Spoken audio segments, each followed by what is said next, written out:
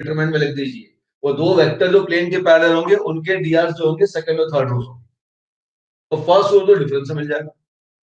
लेकिन अगर इसी क्वेश्चन को हम स्कूल में सॉल्व करना चाहते हैं, ये ध्यान रखिएगा, ये ऑब्जेक्टिव एग्जाम के लिए तरीका है। समय नहीं हो तो आप लगा लीजिएगा, पूरा इस पे मार्क्स आपको नहीं मिलेगा, पहले लिख लेगा। अब अगर ऑब्जेक्टिव की बात करेंगे तो हम ऐसा कहेंगे कि इक्वेशन ऑफ प्लेन जो है वो है a into X minus X one plus B into Y minus Y one plus C into Z minus Z one equal to zero. यहाँ एबीसी क्या है, तो a into X minus one, B into Y minus one, C into Z minus one equal to zero. ये इस plane की equation है where A B C are drs of normal, ये इसके नॉर्मल के drs। तो जब एबीसी निकालना है तो अब नॉर्मल से मैं कैलकुलेशन करूँ। अब इसके जो नॉर्मल है, इसका जो नॉर्मल है उसके drs अपने पास क्या है, उसके drs अपने पास है एबीसी, ठीक है। अब ये जो नॉर्मल है वो तो दिख तो ऐसे ही रहा होगा, ये भी नॉर्मल है, ये इसको कैसे दिखाओ, इसको थोड़ा, अब इसको नॉर्मल को तो इसको तो परपेंडिकुलर दिखाएंगे, ये नॉर्मल थोड़ा टेढ़ा दिखाओ भाई, ये नॉर्मल यूं है, ये नॉर्मली परपेंडिकुलर लाइंस पे, ये नॉर्मल यूं है। अब ये नॉर्मल और ये नॉर्मल ये एक दूसरे के परपेंडिकुलर है, क्योंकि प्लेन आपस में परपेंडिकुलर हैं।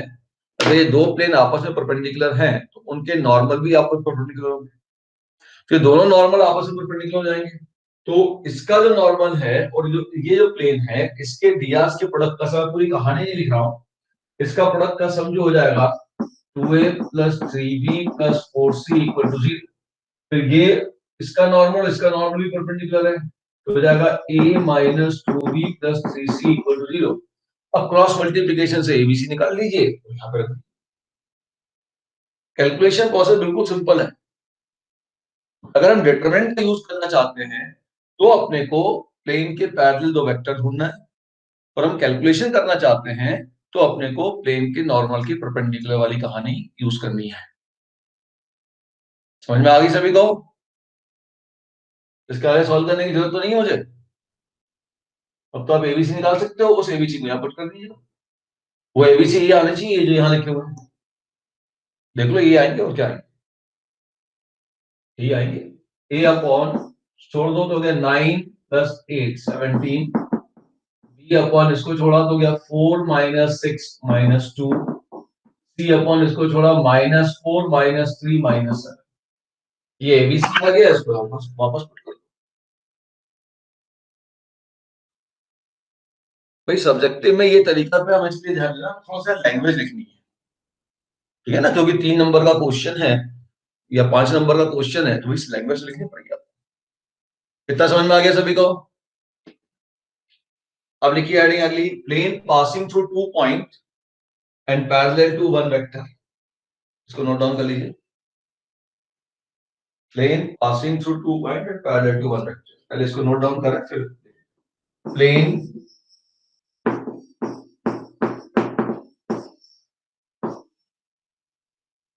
passing through A and B and parallel to vector C, ये केस है। तो ये प्लेन है जिसकी बेटा अपने को इक्वेशन निकालनी है, ये एक पॉइंट P, इस पे एक वेरिएबल पॉइंट है। अब ये दो पॉइंट से पास होता है A और B से, प्लेन A और B से पास हो रहा है, या B यहां ले लेता हूं, और एक वेक्टर के ये पैरेलल।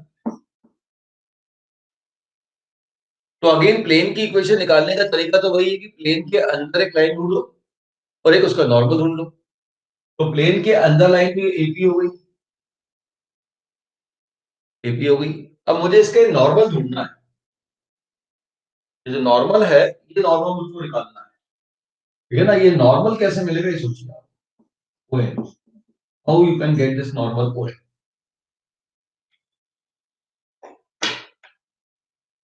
अब इस नॉर्मल के लिए मुझे इस प्लेन के पैरेलल दो वेक्टर चाहिए, उन दोनों वेक्टर का क्रॉस करने पे मुझे नॉर्मल मिल जाएगा, ठीक है। तो देखिए कि मुझे इस प्लेन के पैरेलल केवल एक ही वेक्टर मिला है, दिया गया है सी, प्लेन के पैरेलल मुझको केवल एक वेक्टर सी दिया गया है, एक और वेक्टर तुमको चाहिए, कौन सा वेक्टर है? ध्यान से देखो, वो वेक्टर ए बी है। तो ए बी वेक्टर प्लेन के पैरेलल नहीं है। देखो मान लो ये प्लेन है, ये प्लेन है और ये आपका वेक्टर है, ये वेक्टर आपका फ्री वेक्टर। आप जानते हो फ्री वेक्टर को मैं आगे पीछे कैसे मूव कर सकता हूँ, उसी के पैरेलल। तो इस वेक्टर को यहां से मूव करके प्लेन के ऊपर ले जाता हूँ, ठीक है। या जो अंदर वाला वेक्टर होगा उसको मैं मूव करके बाहर लेके आ जाऊं। तो ये ए बी जो लाइन थी वो जो प्लेन के अंदर कंटेन्ड है, ध्यान से देखें, ये प्लेन में कंटेन्ड है, इसलिए जो वेक्टर सी था इसको मूव करके भी आप प्लेन पे ले आइए। अब इस प्लेन में दो वेक्टर मिल गए, इन दोनों का जैसे ही क्रॉस करूंगा मुझे वो वेक्टर मिलेगा जो इन दोनों पे ही परपेंडिकुलर है। अब वेक्टर सी भी प्लेन में है, ए बी भी प्लेन में है, तो क्लियर है कि जो इन दोनों का क्रॉस प्रोडक्ट होगा वो क्या होगा, इस प्लेन का नॉर्मल होगा। तो इस प्लेन का जो नॉर्मल ओ एन होगा that will be now nothing but A B cross C. समझ में आ गया? दिस विल बी वेक्टर है। इज दिस क्लियर कि vector N A B cross C क्यों होगा? भाई ये मान लो वेक्टर सी था, इस सी वेक्टर को प्लेन के अंदर लेके चले जाओ, तो प्लेन के अंदर ये वेक्टर सी भी है एन, और प्लेन के अंदर ये ए बी भी है। अब इन दोनों का जब मैं क्रॉस करूंगा ए बी क्रॉस सी, ऐसा वेक्टर होगा जो ए बी और सी दोनों पे परपेंडिकुलर होगा, और ए बी और सी जो दोनों पे परपेंडिकुलर होगा वो तो इस प्लेन पे ही परपेंडिकुलर होगा। अगर दो वेक्टर एक प्लेन तो बनाएंगे बनाएंगे ट्रायंगुलर प्लेन बनाएंगे, इस बड़े प्लेन के अंदर एक ट्रायंगुलर प्लेन बना देंगे। वो इस बड़े प्लेन के अंदर एक ट्रायंगुलर प्लेन बना देंगे, तो उन दोनों वेक्टर का क्रॉस प्रोडक्ट वो जो ट्रायंगुलर प्लेन अंदर बनेगा, ये जो ए बी और सी से जो एक ट्रायंगुलर प्लेन बनेगा उस पर परपेंडिकुलर हो जाएगा ये। और क्योंकि ये ट्रायंगुलर प्लेन इस प्लेन के अंदर कंटेंट हो रहे हैं तो इस प्लेन पे परपेंडिकुलर हो जाएगा। तो ओ एन वेक्टर जो हो जाएगा वो nothing but A B cross C. कोई दिक्कत नहीं, एपी और इसका डॉट कर लीजिए। अब वैसे ही लिखेंगे, vector AP dot O N is equal to 0। Vector AP हो जाएगा R minus A dot O N हो जाएगा A B cross C equal to 0। हो जाएगा R minus A dot A B vector हो जाएगा B minus A cross C equal to 0। ये आ गई इसकी वेक्टर इक्वेशन। नाउ अब आप देखो यहाँ डॉट भी आ गया और क्रॉस भी आ गया। जब डॉट और क्रॉस दोनों आ गया तो हम इसको कह सकते हैं बॉक्स प्रोडक्ट। हो जाएगा R minus A B minus A C का बॉक्स प्रोडक्ट इक्वल टू 0। ठीक। अब इस बॉक्स प्रोडक्ट को मैं डिटरमिनेंट में भी लिख सकता हूं।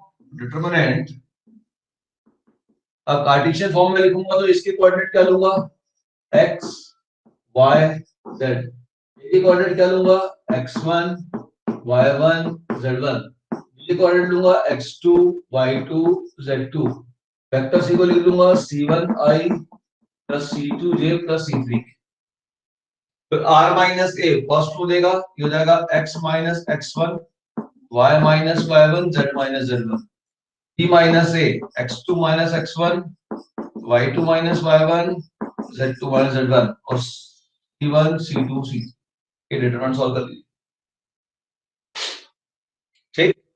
एक और तरीके से आंसर दे सकते हैं, ध्यान से देखना। वेक्टर r इक्वल टू हो जाएगा वेक्टर a, r माइनस ए वाला a उधर जाएगा, प्लस p टाइम्स ऑफ या lambda times of this vector b minus a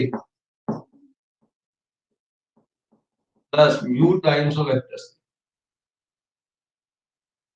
इस इक्वेशन को देख के बहुत बार बच्चे बोलते सर ये तो स्ट्रेट लाइन है। नहीं, स्ट्रेट लाइन में बेटा केवल एक आर्बिट्री कांस्टेंट आता है। स्ट्रेट लाइन में केवल एक आर्बिट्री कांस्टेंट आएगा, प्लेन के अंदर दो आर्बिट्री कांस्टेंट आएंगे। कितने आएंगे प्लेन में, दो। ये दो आर्बिट्री कांस्टेंट जो आ रहा है, एक कांस्टेंट किसके साथ आएगा, क्रॉस वाले वेक्टर के पहले वाले वेक्टर के साथ, दूसरा क्रॉस के बाद वाले वेक्टर के साथ। यहाँ पे आर्बिट्री कांस्टेंट क्रॉस के पहले वाले वेक्टर के साथ आना है और क्रॉस के बाद वाले वेक्टर के साथ आना है। आर इक्वल टू माइनस एक उधर भेज दोगे तो ए प्लस हो जाएगा। ठीक है, ये तरीके हैं आपके पास इक्वेशन लिखने के। अब लेंथ ऑफ परपेंडिकुलर्स का नहीं निकाल रहा हूं, जरूरत होगी तो निकाल लेंगे, कोई दिक्कत नहीं है, उसको डॉट करके फिर हम वर्कआउट कर लेंगे। इतनी बात समझ में आ गई? ठीक। तो अब ये क्वेश्चन हो गया, प्लेन दो पॉइंट से पास होता और एक वेक्टर के पैरेलल होता है। फिर इस पे क्वेश्चन बना लें।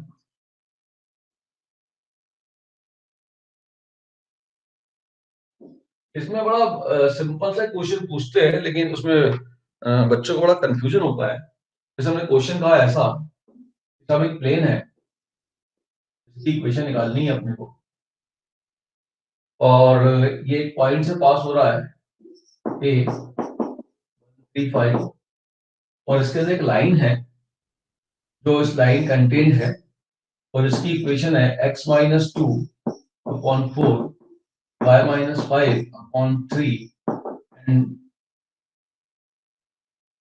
and 2 - z/1। ये लाइन कंटेंट है।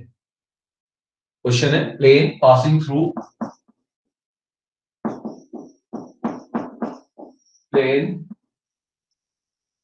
passing through 135 and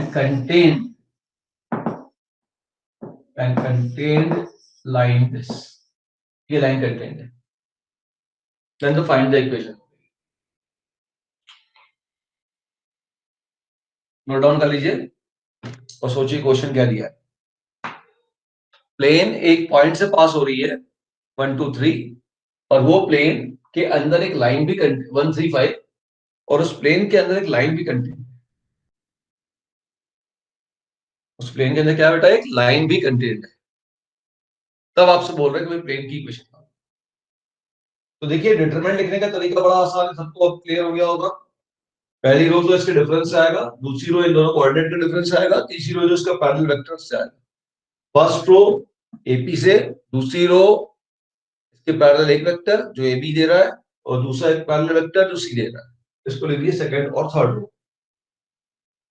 देखिए, इस क्वेश्चन में पहले आप तो ये देखिए कितने कंडीशन दी हुई है। क्वेश्चन देख के बच्चे कहते हैं कि उसमें दो ही कंडीशन दी हुई है, क्योंकि प्लेन की इक्वेशन में तो तीन कंडीशन की जरूरत होती है।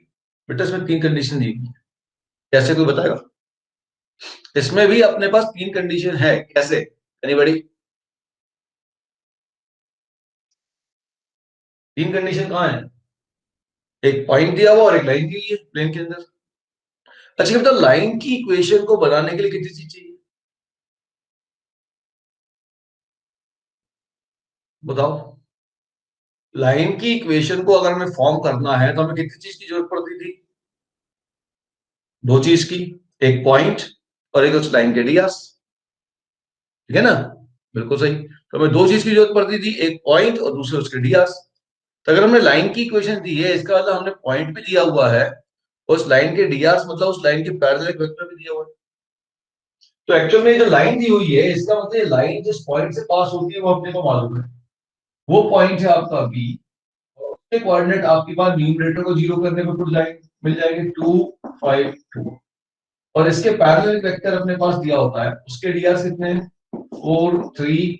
अच्छा, z का डीआर जो 1 नहीं, ध्यान रखना -1। क्यों? क्योंकि मुझे एक्स वाई जेड के कोफिशिएंट को +1 बनाना पड़ेगा। अब आप ध्यान से देखिए, तब आपके पास तीन कंडीशन हो गई। प्लेन पास हो रहा है पॉइंट ए से, पॉइंट बी से, दो पॉइंट से पास हो रहा है, और इस वेक्टर बी जो इस लाइन के पैरेलल वेक्टर था उसके पैरेलल है, वो लाइन उसके अंदर कंटेंट। तो अब आप इसको सॉल्व कैसे करेंगे?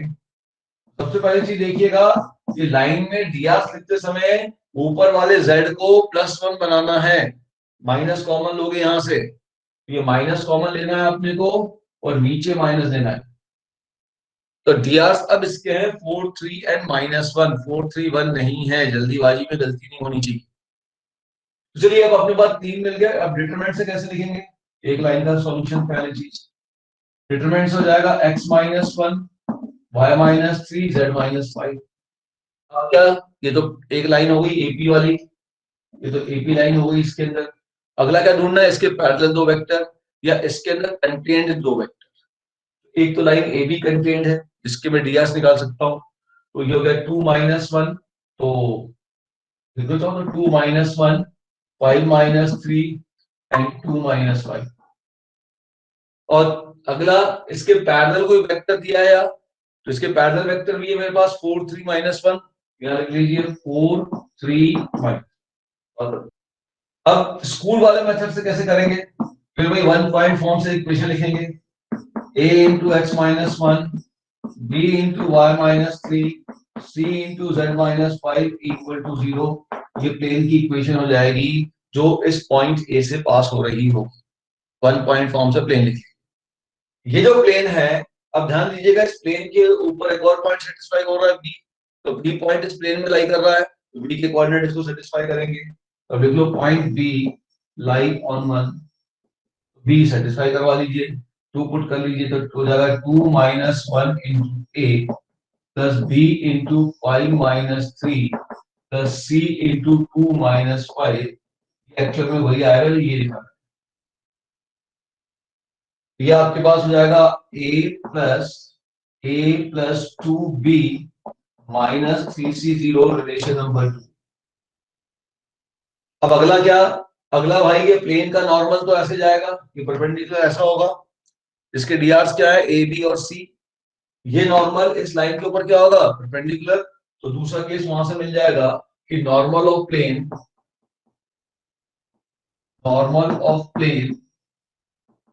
Is perpendicular to given line. जैसे ही परपेंडिकुलर हुआ तो a1 a2 plus b1 b2 plus c1 c2 is 0। अब इनका डॉट प्रोडक्ट कर लीजिए, तो डॉट प्रोडक्ट हो जाएगा आपके पास 4a plus 3b minus c0 relation number 3। अब ये रिलेशन नंबर 2 और रिलेशन नंबर 3 को आप सॉल्व कर लो तो आपके पास एबीसी मिल जाएगा, और यहां पुट कर दो इक्वेशन में। ये जो एलिमिनेशन वाला जो कैलकुलेशन है ना, ये अपन डिटरमिनेंट से डायरेक्ट कर लेंगे। भाई एबीसी का एलिमिनेट करना है तो डिटरमिनेंट तो वही बनेगा ना, एबीसी एलिमिनेट करना है तो 3 इक्वेशन चाहिए, इक्वेशन 1 इक्वेशन 2 इक्वेशन 3, इन तीनों में से एबीसी एलिमिनेट कर दो, कोफिशिएंट से डिटरमिनेंट बना दो, ये बना दिया coefficient.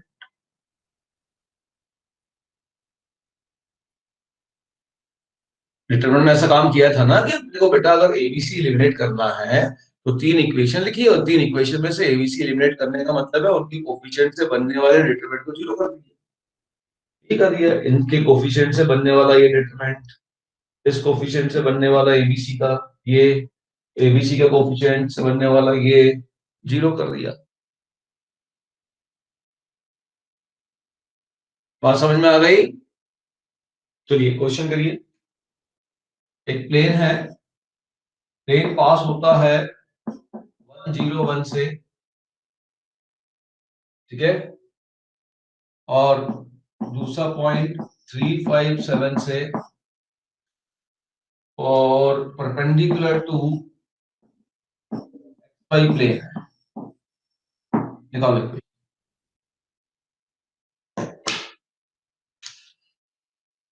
Perpendicular to X Y plane है। देखो एक्स वाई प्लेन जो है, ये मान लो X Y plane, X Y plane का तो समझ में आ रहा है तुम्हारे, एक्स वाई प्लेन मतलब फ्लोर। अगर आप इसको एक्स और वाई एक्सिस मानोगे और इस कॉर्नर को जेड एक्सिस मानोगे, तो एक्स वाई प्लेन मतलब फ्लोर जिसमें तुम बैठे हो, उसकी हम बात कर रहे हैं। अब ये बताओ, ये जो फ्लोर का, इस फ्लोर वाले प्लेन का डीआरस, मैंने आपसे पहले भी कहा है कि प्लेन की तो कभी डीआरस होते ही नहीं। तो अगर मैं हाथ को मान लो फ्लोर है, तो मैं कह रहा हूं कि इस फ्लोर के डीआरस का मतलब है फ्लोर के नॉर्मल के डीआरस। नॉर्मल अब यूज करना अपने को। तो अगर ये एक्स वाई प्लेन है तो एक्स वाई प्लेन पे परपेंडिकुलर है, तो एक्स वाई प्लेन पे जो परपेंडिकुलर है वो ऑब्वियसली जेड एक्सिस के पैरेलल होगा कि नहीं होगा। यहाँ कोई भी एक आप स्टिक लेके खड़े हो जाओ, वो स्टिक ऑटोमेटिक जेड एक्सिस के पैरेलल होगी, भले आप प्लेन में कहीं भी स्टिक लेके खड़े हो जाओ, है ना। तो जब मैं इसकी बात कर रहा हूँ कि एक्स वाई प्लेन की पैरेलल है, तो जो मैं नॉर्मल यूज करूंगा, दैट नॉर्मल जो होगा वो जेड एक्सिस के पैरेलल होगा। तो जो डीआर और डीसी जेड एक्सिस के होंगे, वही डीआर और डीसी अपने को इस नॉर्मल के लिए लेने हैं। और जेड एक्सिस के डीसीस क्या होते हैं? वो तो होते हैं 0 0 1, क्योंकि वहां तो एक्स और जेड कोऑर्डिनेट जीरो ही होता है। ठीक है, जब डीआर 0 0 1 होंगे तो वो भी हो जाएंगे 0 0 1। तो इसका ध्यान रखिएगा, गलती इसमें ना होनी चाहिए। एक्स वाई प्लेन, प्लेन के डीआर नहीं होते, प्लेन के नॉर्मल के डीआरडीसी दे। देखो क्वेश्चन अगर देखा जाए तो ये आपके पास एक प्लेन है जिसकी इक्वेशन निकालनी है, ये पास होता है पॉइंट ए और बी से, और एक एक्स वाई प्लेन के परपेंडिकुलर, ऐसा हम कहते हैं।